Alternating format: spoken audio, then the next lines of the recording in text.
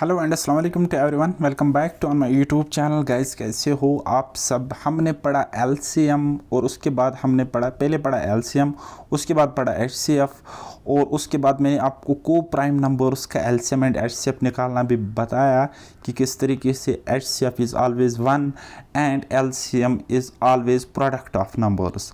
तो हम अब देखेंगे एलसीएम और एचसीएफ। कई बार हमें फ्रैक्शंस का निकालना पड़ता है। फ्रैक्शन बोले तो 1/2, 2/3 इस तरीके से होते, तो इनका हम एलसीएम या एचसीएफ किस तरीके से फाइंड आउट करते हैं। अब देखो ये 1/2 है ना, तो यहाँ पे 0.5 भी हो सकता है। तो ये तो अंडरस्टूड चीज़ है, इसको आप खुद ही मैनेज करना, ठीक है। नहीं आई मैनेज करना तो मुझे बता देना, ठीक है। 0.5 के बदले आप 1/2 कह सकते हो। और फिर अगर एलसीएम निकालना है तो निकालोगे ऐसे, एचसीएफ निकालना होगा तो ऐसे निकालोगे। बताइए समझ? ओके जी। तो हमें देखना है LCM and HCF of fractions किस तरीके से निकालेंगे, ठीक है। तो कुछ दो फार्मूलाज है और कोई चारा नहीं है। तो मैंने आपको हमेशा कहा कि मैं आपको फार्मूला लेस अप्रोच बताऊंगा, लेकिन आपको ये मैंने नहीं कहा कि मैं कभी फार्मूला बताऊंगा ही नहीं। तो कई बार कुछ चीज़ें ऐसी होती है जिनमें शॉर्टकट तरीका फार्मूला ही होता है, ठीक है। हालांकि एलसीएम एचसीएफ फ्रैक्शंस का दूसरे तरीक़ों से भी निकाल सकते हैं। मैं इनको डेसिमल्स में चेंज करके इनका एलसीएम एचसीएफ निकाल सकता हूँ, लेकिन वैसे थोड़ा लंबा पड़ जाएगा। मेरे लिए वो ईजी है, ठीक है। जब मुझे निकालना होता है फ्रैक्शंस का एलसीएम एचसीएफ तो मैं लिटरली इन चीज़ों को फॉलो नहीं करता हूँ, लेकिन आपके लिए वो चीज़ें बम ब्लास्टिंग करने वाली है दिमाग को, ठीक है। आप वहाँ पे मत जाओ भी। मैं ये नहीं कह रहा हूँ कि आप बच्चे हो, वो हो, ये हो, आपको कॉम्पिटिटिव एग्ज़ाम क्वालिफाई कराना है ना, ठीक है। तो वहाँ से एरर के चांसेस बढ़ जाएंगे। जो तरीके मैं करता हूँ, जिन तरीक़ों से मैं फ्रैक्शंस का एलसीएम एचसीएफ निकालूंगा, वहाँ पे एरर परसेंटेज की चांसेस ज़्यादा है। तो इसलिए बेटर है आप वो कहते हैं ना प्ले सेफ, ठीक है। तो सेफली आप क्वेश्चंस के साथ डील करो। ओके, एलसीएम अगर हमें फ्रैक्शंस का निकालना होगा तो हमें पता है फ्रैक्शन का ऊपर वाला और नीचे वाला। ऊपर वाले को कहते हैं न्यूमरेटर, नीचे वाला होता है डिनोमिनेटर, ठीक है। अब फ्रैक्शंस बहुत ज़्यादा होंगे। अब अगर 2 होंगे तो वो इस तरीके से होंगे, 2 फ्रैक्शंस। तो एलसीएम निकालना होगा तो न्यूमरेटर्स को हमेशा टारगेट करो। यहाँ पे एलसीएम निकालना है ना, तो यही एलसीएम आपको निकालना है न्यूमरेटर्स को और डिवाइड करना है एचसीएफ किनका, डिनोमिनेटर्स का, ठीक है। और अगर एचसीएफ निकालना होगा तो यही एचसीएफ आपको निकालना है न्यूमरेटर्स का और डिवाइड में एलसीएम निकाल के रखना है डिनोमिनेटर्स का, ठीक है। बस उसके बाद सॉल्व करना है, बात खत्म, ठीक है। चलो जी, एक क्वेश्चन मैंने लिया है, फटाफट इसको हम सॉल्व करने की कोशिश करेंगे। फाइंड एलसीएम फिर एचसीएफ, पहले एलसीएम फिर एचसीएफ किसका, इन फ्रैक्शंस का। ये आपके पास फ्रैक्शंस है 1/2, 2/3, 3/8, 2/9। ओके, तो एलसीएम निकालेगी तो कैसे, एलसीएम निकालेगी पहले एलसीएम किसके बराबर, LCM of numerators divide by HCF of denominators. LCM of numerators यानी कि एलसीएम ऑफ 1 2 3 2 यानी कि 1 2 3 2, इनका एलसीएम क्या है 6, ठीक है। एलसीएम मतलब least common multiple, least common multiple, छोटे से छोटा ऐसा नंबर जो 1 से भी कटे, 2 में से कटे, 3 से भी कटे, 2 में से कटे, यानी 6। और एचसीएफ डिनोमिनेटर्स का, इसका एचसीएफ तो 1 ही होता है। तो हम कह सकते हैं इन सारे फ्रैक्शंस का एलसीएम 6 है। ओके, तो उसके बाद एचसीएफ कैसे फाइंड आउट करोगे। एचसीएफ फाइंड आउट करना बहुत सिंपल है। क्या निकालना है, एचसीएफ निकालना है तो एचसीएफ ही निकालोगे न्यूमरेटर्स का एचसीएफ। तो न्यूमरेटर्स क्या है आपके पास 1 2 3 2, तो इसका एचसीएफ तो 1 है। और एलसीएम निकालना है डिनोमिनेटर्स का, तो डिनोमिनेटर्स का एलसीएम क्या है 9 × 8 यानी कि 72। 1/72 will be the HCF for this question, okay, for these fractions. Okay, तो ये हो गया कुछ इंपॉर्टेंट बात। अब देखो, अब मैं एक इम्पॉर्टेंट कंसेप्ट यहाँ पे समझाने की कोशिश करूँगा, क्योंकि ये हमारा लास्ट लेक्चर रहने वाला है मोस्ट प्रोबेबली। तो क्वेश्चंस आपको दोनों कंसेप्ट्स पर मर्ज करके पूछे जा सकते हैं या पूछे जाएंगे। वो 2 कंसेप्ट्स क्या होंगे, वो होंगे एलसीएम एंड एचसीएफ। दोनों कंसेप्ट्स पर क्वेश्चन पूछे जाएंगे आपके एग्जाम में, ठीक है। तो देखो क्या कहता है, if A and B are any 2 numbers, ठीक है। ए और बी अगर दो नंबर्स है आपके पास, दो नंबर्स है आपके पास, ठीक है, तो ये एक फॉर्मूला है, कहता है उनका एलसीएम इंटू एचसीएफ बराबर होगा उन दोनों नंबर्स का प्रोडक्ट। अब अगर आपके पास देखो, अब अगर आपके पास कोई दो नंबर है, ये है एक नंबर, ये है दूसरा नंबर, ठीक है, तो इन दोनों नंबर्स का प्रोडक्ट बराबर होगा किसके बराबर, इन दोनों नंबर्स का एलसीएम और इन दोनों नंबर्स का एचसीएफ, ठीक है। तो ये है कंसेप्ट, आपके पास दो नंबर्स है, उन दो नंबर्स का प्रोडक्ट बराबर होगा उन दो नंबर्स के एलसीएम और एचसीएफ के प्रोडक्ट का, ठीक है।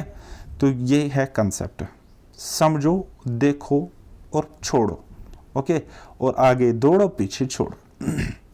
दूसरी बात, if A and B are co prime numbers, अगर को प्राइम नंबर्स है तो नंबर्स हम कैसे निकालेंगे या एलसीएम कैसे निकालेंगे, तो एलसीएम क्या होगा, उन नंबर्स का प्रोडक्ट और एचसीएफ का मल्टीप्लिकेशन। तो ये मैंने आपको बताया था, तो वैसे भी आप यहाँ पे बहुत सारे रिजल्ट्स डिराइव कर सकते हो, ठीक है। वो कैसे देखो, एलसीएम और अगर ये निकालना है तो ये यहाँ पे मल्टीप्लिकेशन में इज इक्वल टू के इस पर आ जाएगा, तो मल्टीप्लिकेशन का उल्टा क्या होता है, डिवाइड, तो ये डिवाइड में आ जाएगा, देखो, ठीक है। तो बहुत ज़्यादा रिजल्ट्स आप यहाँ पे ड्रा कर सकते हो, ठीक है। वही H equal to H C F और एल अगर मैं कहीं पे लिखूंगा उसका मतलब होगा एल सी एम, ठीक है। तो मोस्टली ये फंडा हम कहाँ पे यूज़ करते हैं, जब हमें नंबर्स गिवन होंगे रेशोज़ में, यानी कि नंबर्स एक्चुअल में नहीं होंगे बल्कि उनका रेशो गिवन होगा, ओके। चलो जी, कुछ प्रूफ हम देखने की कोशिश करेंगे, कुछ प्रूफ हम इनको देखने की कोशिश करेंगे। कहता है अगर हमें नंबर्स, दो नंबर्स उनका रेशो गिवन होगा, देखो दो नंबर्स नहीं होंगे, उनका रेशो होगा। देखो अगर नंबर्स 20 एंड 30 है, ये तो एक्चुअल नंबर्स है, ये तो एक्चुअल नंबर्स, तो इनका रेशो क्या होगा, 0 0 काटो तो उनका रेशो 2 एंड 3 होगा, 2 एंड 3 होगा। तो कहता है जो नंबर्स होंगे ना, ये तो इनका रेशो है, कहता है जो नंबर्स होंगे वो क्या होंगे, इनका एचसीएफ। देखो ये अगर हम इसको ए नाम रखेंगे, इसको बी नाम रखेंगे, तो ए इंटू एच, और इन नंबर्स का एचसीएफ क्या था, 10, और यहाँ पर भी 10। तो कहता है नंबर्स कैसे मिलेंगे, जब उनके रेशो वाले नंबर को मल्टीप्लाई करेंगे एचसीएफ से, A into H, B into H. Suppose A था हमें 2, तो 2 इंटू 10 20 मिलाना full number, 3 into HCF, 3 into HCF मिला हमें फुल नंबर। ये कंसेप्ट समझ में आ गया, ये कंसेप्ट समझ में आ गया ना। तो देखो फिर से मैं समझाने की कोशिश करूँगा, एक नंबर था 20, एक नंबर था 30, ठीक है, और इनका एचसीएफ बोले तो वो कितना है, 10, ठीक है। रेशो ले लेंगे, इनका रेशो है इनका 2:3। अब देखो जब हम इस 2 को इन दो नंबर्स के एचसीएफ से मल्टीप्लाई करेंगे तभी तो हमें ये 20 मिला, इस 3 को इन दोनों के एचसीएफ से मल्टीप्लाई करेंगे तभी तो हमें 30 मिला। तो कहने का मतलब ये है, क्या है, A into H, B into H, C into H क्या होता है, नंबर होता है, इससे हम नंबर फाइंड आउट करते हैं, ठीक है।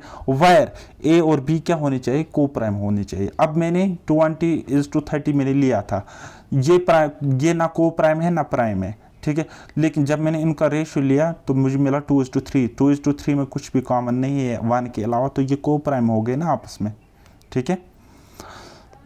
तो देखो नंबर्स आपके पास है, सपोज मैंने एक बेस्ट एग्जांपल ली है, यहाँ पे नंबर्स है 15 एंड 20, ये है 15, ये है 20, ओके। तो इसके फैक्टर्स देखेंगे 5 इंटू 3, इसके 5 इंटू 4। अब देखो हाईएस्ट कॉमन फैक्टर क्या है, 5, तो ये हो गया एचसीएफ। और जो कॉमन फैक्टर्स नहीं है 3 एंड 4, ये क्या है, को प्राइम है, को प्राइम टू ईच अदर, इनको हमने स्मॉल ए और स्मॉल बी से डिनोट किया, और नंबर्स को हमने किससे डिनोट किया, 1 एंड 2 से, ठीक है। तो देखो अब अगर हम इनका एलसीएम निकालेंगे, देखो प्राइम फैक्टराइजेशन से, डिवीजन वाले मेथड से भी मैंने इनका एलसीएम निकाला है। एलसीएम देखेंगे तो 5 इंटू 3 इंटू 4, तो एलसीएम यानी कि एलसीएम है ये 5, क्या है ये 5, तो एचसीएफ है ना, एचसीएफ यानी कि एच, और 3, ये 3 क्या है, ये 3 तो ये है ना ए, ये 3 तो ए है, ठीक है। और 4, ये 4 क्या है, ये 4 तो ये है ना क्या, बी, ठीक है। तो यानी कि एलसीएम क्या होगा फिर, बराबर h इंटू ए इंटू बी, एच इंटू ए इंटू बी। बस यही फंडा मुझे आपको समझाना था। अगर समझ नहीं आया फिर से देखो, क्योंकि इस पर बेस्ड मैं क्वेश्चंस आपको दिखाने वाला हूँ, ठीक है। फिर से देखेंगे एलसीएम बराबर होगा किसके बराबर, दो नंबर्स का प्रोडक्ट और एचसीएफ का प्रोडक्ट, ठीक है, यानी कि ए इंटू बी इंटू एच, ठीक है, और दो नंबर्स का प्रोडक्ट और एलसीएम एचसीएफ का प्रोडक्ट इक्वल होगा, ठीक है। अब बोलोगे सर आप इनको भी नंबर बोलते हो इनको भी नंबर बोलते हो, देखो ये तो एक्चुअल नंबर है, ये तो को प्राइम नहीं होते, ये को प्राइम नहीं होते या हो भी सकते, लेकिन ये ए और बी जो है, ए और बी ये हमेशा को प्राइम होते हैं, को प्राइम टू ईच अदर, ये हमेशा एक दूसरे के साथ को प्राइम होते हैं।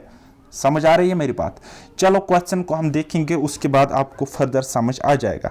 टाइप ए क्वेश्चन है, इनको हम बनाने की कोशिश करेंगे। कहता है if the ratio of two numbers is 15:13, ये रेशियो है दो नंबर्स का रेशियो, यानी कि नंबर्स खुद गायब है, ये उनका रेशियो है, ठीक है, यानी कि ये हो सकते हैं 15x 13x इस तरीके से रेशियो, ठीक है। एंड देयर एचसीएफ इज 22, और इनका एचसीएफ है 22। व्हाट आर द नंबर्स बताओ। तो नंबर्स मैंने आपको बताए, नंबर्स क्या होते हैं, a into H, B into H, और where a is two b क्या है, where a and b are ratio of two numbers, ठीक है। तो a क्या है 15 इंटू एच, यानी कि 22 हो गया एक नंबर ये वाला, और दूसरा नंबर होगा 13 इंटू एच, यानी कि 13 इंटू एच से आप ये यानी कि 13 इंटू 22, तो दोनों नंबर्स आपको मिल गए। ओके, नाउ क्वेश्चन नंबर 2 है हमारे पास। कहता है what are the numbers if HCF of two numbers is 44 and ratio between numbers is this. कहता है नंबर्स क्या होंगे अगर एचसीएफ इतना है और रेशियो है नंबर्स का इतना, तो आपको क्या करना है, नंबर्स ये इंटू ये हो गया एक नंबर, ये इंटू ये हो गया दूसरा नंबर, तो आंसर, ठीक है। कितना सिंपल है, कुछ भी तो नहीं है। LCM of two numbers is 6300 and the ratio between numbers is this, then find the HCF of the numbers. तो मैंने आपको कहा एलसीएम किसके बराबर, A into B into H, A into B into H. अब देखो एलसीएम हमें given है, तो हम कह सकते हैं एलसीएम इक्वल टू ए हमें गिवन है 15, तो 15, बी हमें गिवन है 14, तो 14 इंटू एच, एचसीएफ तो हमें निकालना है, तो निकालो। कैसे, अब देखो ये तो ये कट जाएगा, तो एचसीएफ की वैल्यू डायरेक्ट निकल के आ जाएगी ये, तो या हम ऐसे लिख सकते हैं ना, एचसीएफ इक्वल टू क्या 6300 डिवाइडेड बाई 15 इंटू 14। फिर देखो यहाँ से ए से काटो तो ये निकल के आएगा, ठीक है। नाउ नेक्स्ट क्वेश्चन है, and next question we have, कहता है LCM of two numbers is this and the HCF of numbers is this, how many pairs of numbers can be formed which are co prime, ठीक है। ये अच्छा question है, ऐसे questions अच्छे exams में देखने को मिलते हैं हमें, एलसीएम और एचसीएफ पर बेस्ड। कहता है एलसीएम दो नंबर्स का ये है और एचसीएफ ये है।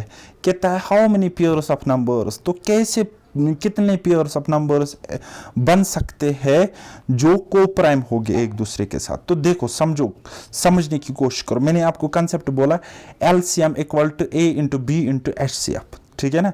तो वैल्यू पुट हम करेंगे, एलसीएम की जगह एलसीएम रखेंगे, एचसीएफ की जगह एचसीएफ रखेंगे, तो पता चला कि a इंटू बी, ए से कट जाएगा तो 30 मिला। अब 30 के ये मल्टीपल्स बनाओ, 30 के पेयर्स बनाओ। ये कहता है how many pairs of numbers can be formed which are co prime, तो को प्राइम होनी चाहिए, यानी कि हमें निकालना है, हमें पता है a इंटू बी 30 के इक्वल है, a इंटू बी अगर 30 के इक्वल है तो को प्राइम होनी चाहिए ना, को प्राइम तो 130 हो सकता है, क्योंकि 30 इंटू 1 a इंटू बी है ना, 1 इंटू 30 क्या होता है 30, 2 इंटू 15 30, 3 इंटू 10 30, 5 इंटू 6 30, वही हुआ a इंटू बी 30, ठीक है। Wire here a is 5, b is 6, a is 3, b is 10, a is 2, b is 15, a is 1, b is 30, ठीक है। तो ए और बी का हमेशा क्या मिल रहा है, हमें 30 प्रोडक्ट मिल रहा है ना, तो ये वाली कंडीशन सेटिस्फाई हो गई ना, और ये वाली कंडीशन कहाँ से आ गई, यहाँ से कंसेप्ट से, ठीक है। और ये डाटा मैंने कहाँ से लाया, क्वेश्चन से, ठीक है। तो फिर देखो क्या ये को प्राइम है एक दूसरे के साथ, बिल्कुल कॉमन कुछ भी नहीं है। देखो 5 और 6 में कॉमन कुछ भी नहीं, 3 एंड 10 में कॉमन फैक्टर कोई नहीं, 2 एंड 15 में कॉमन कुछ नहीं, 1 एंड 30 में कॉमन फैक्टर कोई भी नहीं है। हाँ 1 होता है, लेकिन 1 के बगैर कुछ भी कॉमन नहीं है, तो ये को प्राइम है। तो हमें टोटल पेयर्स कितने मिले, 1 2 3 4, यानी कि total 4 pairs, answer. Now Question number next. How many pairs of numbers can be formed such that HCF of numbers is 36, sum of numbers is this? कहता है नंबर्स का HCF हमारे पास 36 है और सम है दो नंबर्स का 720। कहता है नंबर्स हमें पता है A इंटू एच और B इंटू एच होते हैं, वो मैंने आपको ऊपर भी बताया, ठीक है। तो नंबर्स क्या हो गए 36 इंटू ए इंटू एच। ए हमें नंबर पता नहीं है, ये हमें पता नहीं, रेशियो ऑफ नंबर्स हमारे पास गिवन नहीं है, लेकिन एच सेप तो गिवन है ना, तो 36 तो एच सेप है ना, तो 36 यानी कि नंबर्स क्या होंगे एच से A into H, B into H, और एच इज 36। तो इन दोनों नंबर्स, ये हो गया एक नंबर, ये होगा दूसरा नंबर, इन दोनों का सम हमारे पास कितना है 720 है, तो 720 के बराबर रखा। जब हमने इतना किया तो सॉल्व हो गया, 36 को कॉमन निकाला तो निकाला, अंदर बचा a प्लस बी और equal to 720। 36 1s are, 36 2s are और 0, यानी कि हमें पता चला कि ये a प्लस बी किसके इक्वल मिला, a plus B equal to 20। अब a प्लस बी 20 है, लेकिन हमें पेयर्स ऐसे बनाने जो कि को प्राइम होंगे, जो कि प्रो प्राइम होंगे, तो हम 1 and 19 लिख सकते हैं। हम देखो हम 12 और 8 नहीं लिख सकते, क्यों नहीं लिख सकते, क्योंकि दिस इज 2 चुके 8, दिस इज 2 6 12 एंड यहाँ पे 2 is common, that means 12 and 8 is not co-prime to each other।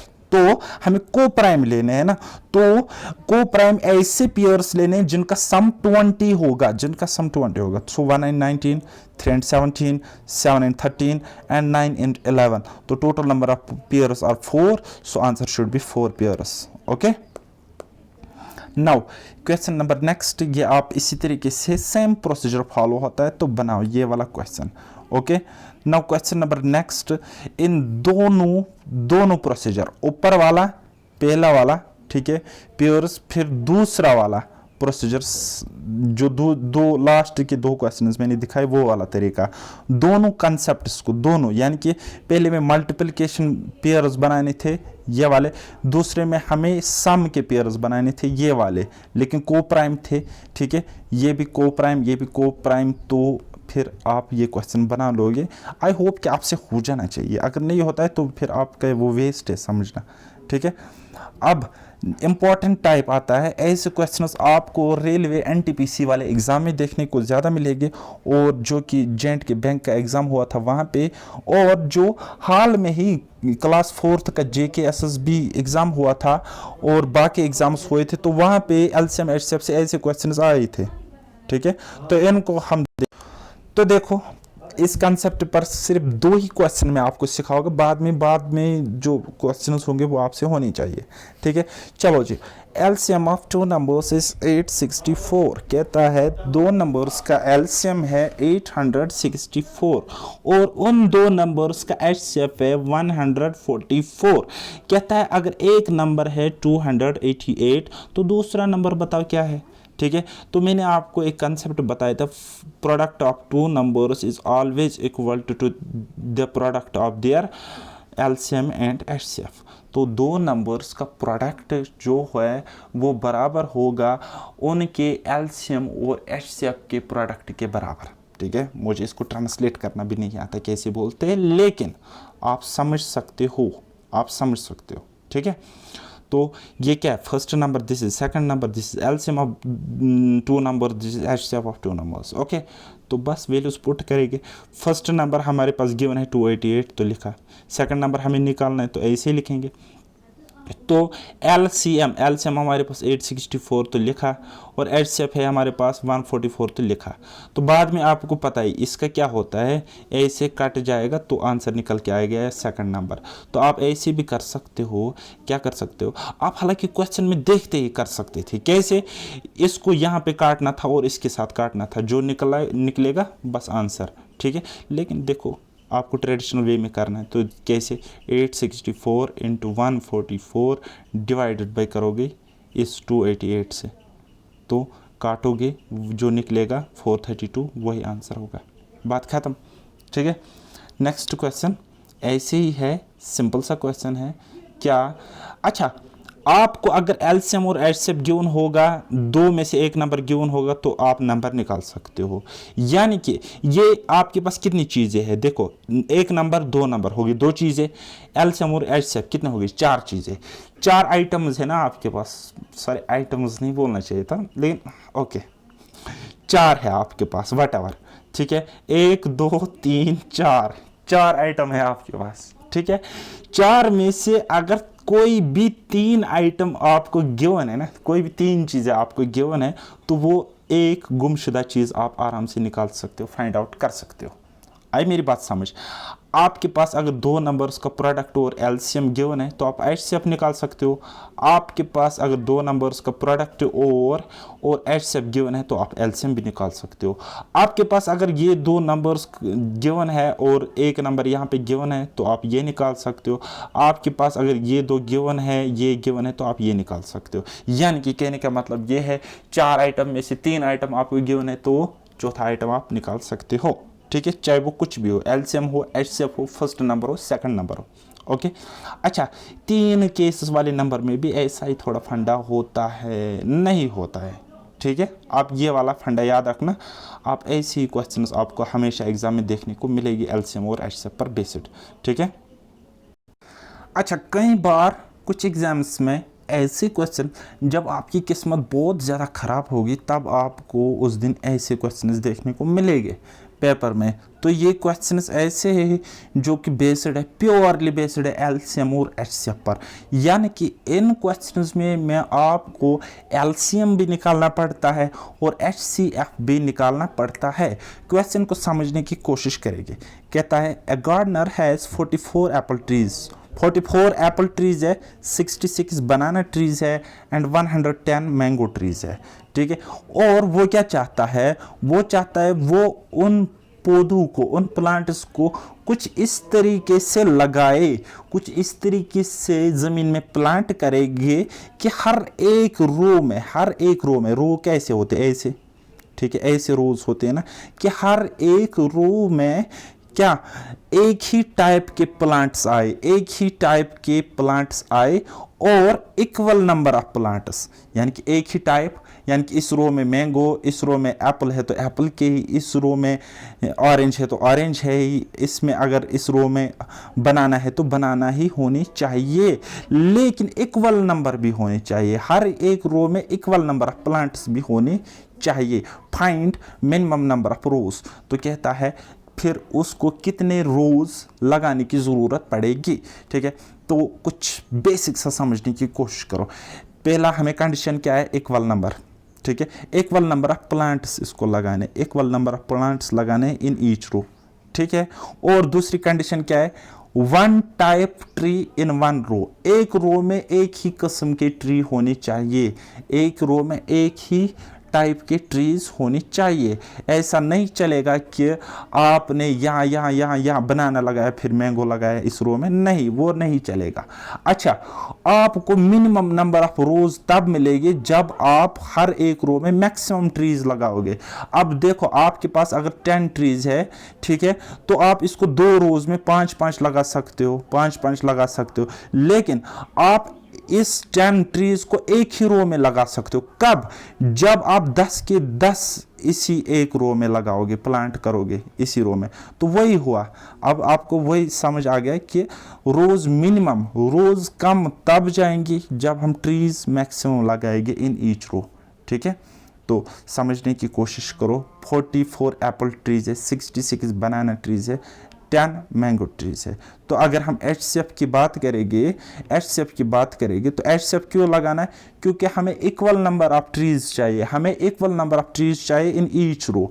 तो इक्वल नंबर ऑफ ट्रीज, यानी कि इनको भी हमें इक्वल नंबर ऑफ ट्रीज में, मतलब इक्वल नंबर ऑफ ट्रीज लगाने हैं, फिर देखने कितने रोज होंगे।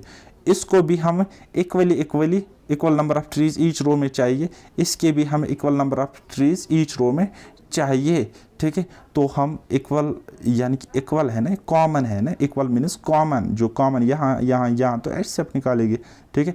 तो एचसीएफ निकालेंगे हम इसका, तो वो आ गया 22। यानी कि इतना हमें पता चला कि हर एक रो में 22 प्लांट्स है। अगर आपसे पूछा होगा what are the number of plants in each row, तो आप 22 कह सकते थे, लेकिन ये क्या बोलता है, फाइंड मिनिमम नंबर ऑफ रोज़।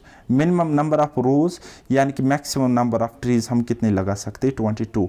तो देखो 22 हम एक रो में लगाते तो 44 एप्पल ट्रीज़ है, तो उसकी कितनी बनेगी, 44/22 यानी कि 2 रोज़ बनेगी। 22 एक रो में, तो 66 बनाना ट्रीज़ है, तो उसकी कितनी बनेगी, 3 रोज़। 22 तो 110 मैंगो ट्रीज लगाने की, तो कितनी रोज बनेगी, 5 रोज बनेगी। तो टोटल नंबर ऑफ रोज कितने बनेगी, 2 + 3 + 5 यानी कि 10। ये क्या बनेगी, minimum number of rose, minimum number of रोज। ठीक है। नाउ क्वेश्चन नंबर नेक्स्ट, आपको इसी तरीके से सेम वे में सेम लॉजिक के साथ करना है। ठीक है, क्या करना है, इस नंबर का इस नंबर का इस नंबर का HCF निकालना है, देन इससे डिवाइड इसको डिवाइड करना है HCF से, तो आपको वहाँ पे मिलेगा 752। तो इसका आंसर आपको 14 मिल जाएगा, 14 मिल जाएगा। ठीक है। देन नेक्स्ट क्वेश्चन और लास्ट क्वेश्चन है, थोड़ा सा आपको ये रिफ्रेश हो जाएगा करेगा, तो इसको समझने की कोशिश करेंगे। कहता है in a school 391 boys and 223 girls have been divided into largest possible equal classes so that in each class of boys the number of boys is same as that in each class of girls, what is the number of students in the class. कहता है इतने boys थे और इतनी girls थी, तो उनको हम इस तरीके से डिवाइड करेंगे कि हर एक क्लास में इक्वल नंबर ऑफ स्टूडेंट्स हमें देखने को मिले। तो क्या करेंगे, बॉयज़ है 391, गर्ल्स है 323, तो इन दोनों का HCF निकालेंगे 17। तो ये 17 ही हमें आंसर है, यानी कि हर एक रूम में हम 17 स्टूडेंट्स को रख सकते हैं। ठीक है, तो बस ये चैप्टर ख़त्म हुआ LCM HCF का।